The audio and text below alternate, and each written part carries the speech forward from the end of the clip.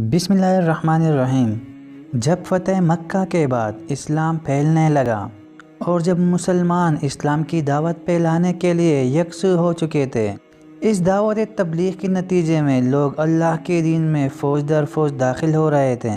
اب قیصر روم ہرقل نے مسلمانوں کی طاقت کو کچلنے کے لیے 40,000 کا ایک لشکر تیار کیا، جس نے شام اور ارد گرد کے عیسائی قبائل کو بھی ساتھ ملا لیا اور شام کی سرحد پر فوجیں جمع کرنا شروع کر دی۔ 9 ہجری میں شام سے تیل لے کر آنے والی ایک تجارتی قافلے نے یہ اطلاع دی کہ رومی افواج مدینہ پر حملہ آور ہونے کے لیے تیار ہو رہی ہیں۔ روم کا بادشاہ ہرقل اس بڑی سلطنت کا سربراہ تھا، جو ارد گرد کے وسیع رقبے پر پھیلی ہوئی تھی اور جس نے کچھ عرصے قبل ہی ایران جیسی بڑی طاقت کو شکست دی تھی۔ ہرقل قیصر روم کو مسلمانوں کی بڑھتی ہوئی طاقت ایک مستقل خطرہ نظر آ رہی تھی، کیونکہ غزوہ موتہ میں مسلمانوں کی کمال جنگی حکمت عملی سے اور بے مثال بہادری نے رومی افواج کو خوفزدہ کر دیا تھا۔ غزوہ موتہ میں 3,000 مسلمانوں نے 2 لاکھ کی ایک بڑی رومی لشکر کو پیچھے دھکیل دیا تھا۔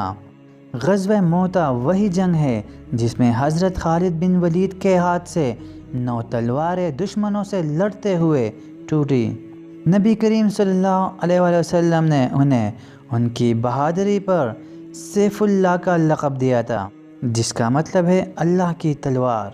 رومی اس وقت روئے زمین پر سب سے بڑی فوجی قوت کے مالک تھے اور اپنی طاقت کے نشے میں مسلمانوں کو بلا جواز تنگ کرتے اور سازشیں تیار کرتے رہتے تھے۔ رومیوں کی سازشوں کی ابتدا شرحبیل بن عمر خسانی کے ہاتھوں نبی کریم صلی اللہ علیہ وآلہ وسلم کے سفیر حضرت حارث بن عمیر رضی اللہ تعالیٰ عنہ کی شہادت سے ہوئی، جبکہ وہ رسول اللہ صلی اللہ علیہ وآلہ وسلم کا پیغام لے کر بصرہ کے حاکم کے پاس گئے تھے۔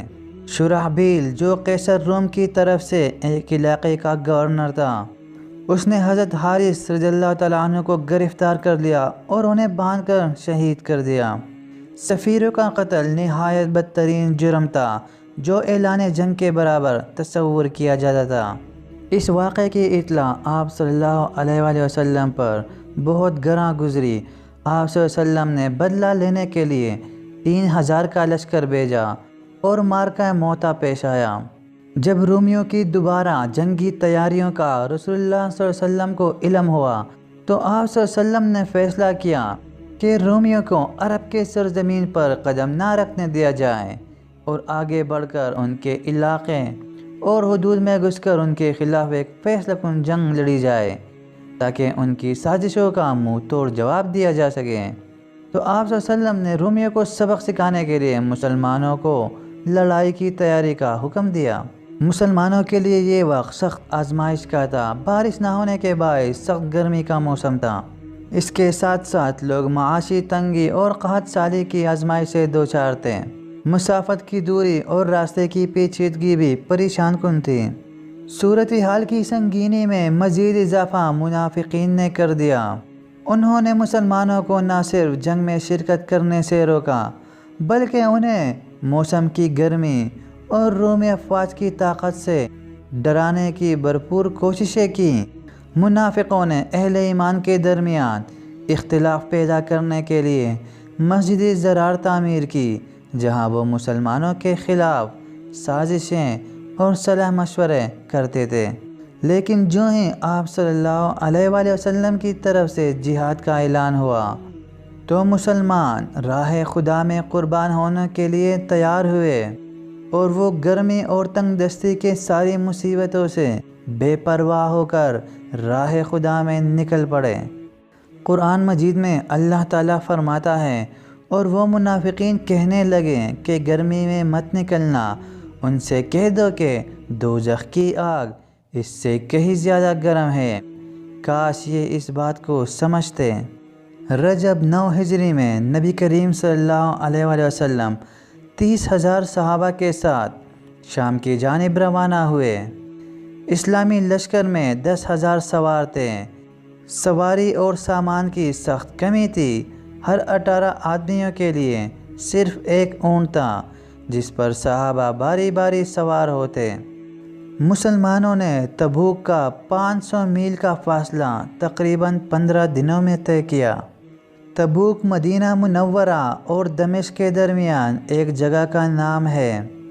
تبوک مدینہ سے تقریباً 500 میل کے فاصلے پر ہے۔